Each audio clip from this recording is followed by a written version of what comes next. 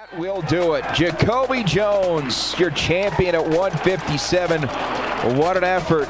Coming up on the RMAC Showcase, wrestling takes center stage in the RMAC for the first time in 20 years. Plus, the CSU-Pueblo women's basketball team is on a roll with a new head coach that has a familiar name. The Pack have won 5 RMAC football titles in a row. We talked with Coach John Wriston on how Pueblo has become a football factory.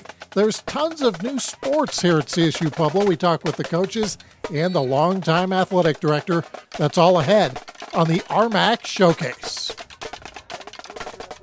Welcome to the RMAC Showcase, coming to you from Massari Arena at CSU-Pueblo. I'm Eric Danner. We start with the CSU-Pueblo wrestling team, the Thunderwolves, taking part in the RMAC Championships at the U.S. Olympic Complex in Colorado Springs, the first RMAC-only championships in 20 years, and the Pack would have several contenders for league titles, but the team title would belong to a team from California. This kid is special. What a high school career. From the U.S. Olympic Complex in Colorado Springs, CSU-Pueblo had 3 wrestlers make it to the finals. Sophomore Jacoby Jones gets a major decision over Ian Steen of Western State in the semis. He wins 10-2. In the 157 finals, it's Jones, last year's RMAC Freshman of the Year, winning the RMAC title.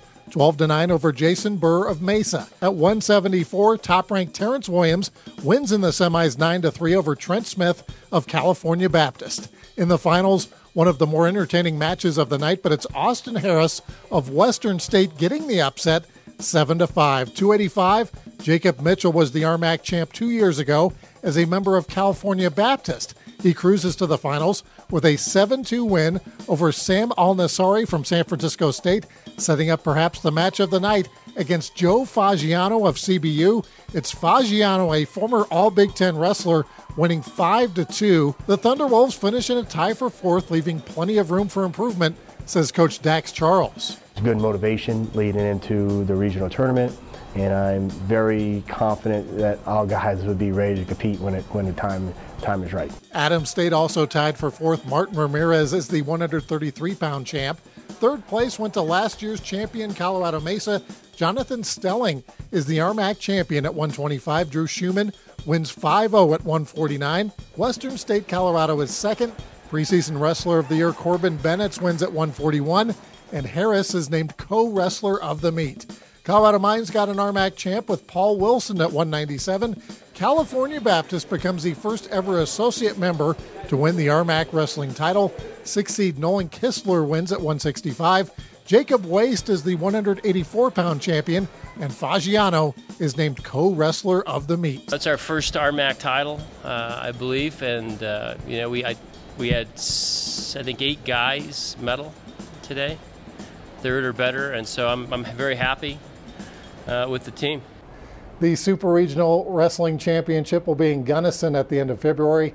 The NCAA Division II National Championships will be in Sioux Falls, South Dakota, March 11th and 12th. Speaking of championships, the CSU-Pueblo football team has won 5 RMAC titles in a row, and as Connor Putman reports, with a great recruiting class, the Pack are confident they could go for 6. This 2016 recruiting class is a very, very outstanding class. Signing day at CSU-Pueblo has become something of a holiday. I want kids who want to be here at CSU-Pueblo to have a burning desire to go get their degree, a burning desire to do the right things off the field, and a burning desire that we can take them where they can't take themselves. Coach John Wriston is entering his 9th season as head coach of the Thunderwolves. He started the program from scratch and has built the Pack into perennial national contenders. I got to get everybody to buy in. I think that was one of the things I didn't foresee, because everywhere else you go, the program's always been established. In college, Wriston was a quarterback and even went to training camp with the Denver Broncos, playing with another quarterback named John. Wriston then spent 17 years as an assistant at the Division I level at Colorado, Northwestern, and UCLA. But the opportunity to come back home was too good to pass up. It was great being back in Pueblo and being able to do that. I was fortunate to be a Division I football coach for 17 years and was chasing that dream. But then someone called me to come home, and it was a chance to start a program from scratch. You don't ever get to do that in education. You don't ever get to do that in coaching. And so what a great opportunity I've had. And it's just been one blessing after another. The other holiday at CSU-Pueblo besides signing day has become Pro Day. The Thunderwolves consistently produce players each season that wind up in NFL training camps. I think Kieran Duncan's got a chance. I think Morgan Fox is really developing into a really special pass rusher. And I think, Cam McDonald is one special player, and I just hope he gets a chance. And then Zach Martinez on the offensive line was a mainstay for us for the last 3 years as a starter. And I think a lot of people are interested in seeing those guys. Coach Wriston is hopeful that 3 or 4 members of his latest signing class will continue that legacy, as he refers to it, the Pack Way. Reporting for the RMAC Showcase, I'm Connor Putman. Thank you, Connor. The CSU-Pueblo women's basketball team had a coaching change this year. Kip Drown left after 10 seasons to take over at Division I Georgia Southern. The new head coach is Jim Turgeon. He was a junior college coach at Iowa Western the previous 8 years. Turgeon was the school's all-time winningest coach, and so far the winning has continued in Pueblo. The Thunderwolves just a game back of the conference lead, more than halfway through the conference schedule. In case you were wondering, Jim is the older brother of Mark Turgeon, the head men's basketball coach at highly ranked Maryland. While the two programs are very different, Jim says the coaching styles are actually pretty similar.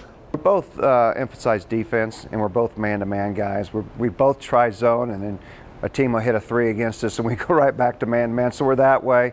We're both in, a good kind of impatient. I guess paying attention to detail. I think both our teams are very fundamentally sound. The CSU men's basketball team leads the RMAC in scoring this year, and the Thunderwolves are among the Division II leaders in three-pointers made. But CSU-Pueblo riding a 3-game losing streak into a big weekend against UCCS and Metro State. You love talking to this guy. Ralph Turner now in his 5th year as head coach at CSU-Pueblo, taking on UCCS, riding a 5-game win streak. Sophomore Josh Smith was feeling it. He hits 4 of 5 3-pointers in the first half, but the Mountain Lions can score 2. Alex Welsh coast to coast with the jam. UCCS leads by 4 at the break. Huge game by Pueblo big man Nelson Collar. The junior from Australia had 4 blocks and would be named RMAC Wilson Defensive Player of the Week. Collar also adding 30 points on offense. Lead goes back and forth in the second half. Welsh with another jam. He had 25 on the night. We head to overtime. In OT, UCCS jumps out to a 5-point lead. Then Pueblo goes on a 17-5 run to win by a final of 98-91. Also took them to the NCAA championship game just a few seasons ago. The following night, MSU Denver at Masori Arena. The Roadrunners also on a 5-game win streak. Collar continues his block party with 4 more on the night. Look out in the front row. The Roadrunners led by Peter Mueller. Nice drive and Jay. MSU Denver leading by 1. Collar, another nice game on offense, too. He had 17 points and this jam. Pack leads by 5 at the break. Second half, MSU Denver takes the lead. Andre Harris with authority, but Pueblo starts to pull away. Will Newman comes off the Pack bench to score 28. CSU Pueblo shoots 69% from three-point land. They beat another very good team, 90-83 the final. Still ahead on the showcase, CSU Pueblo baseball starts the season ranked in the top 20 in Division II. Coming up next, the RMAC Women's Swimming and Diving Championships, and remembering a couple of special athletes here at CSU Pueblo. We'll be right back.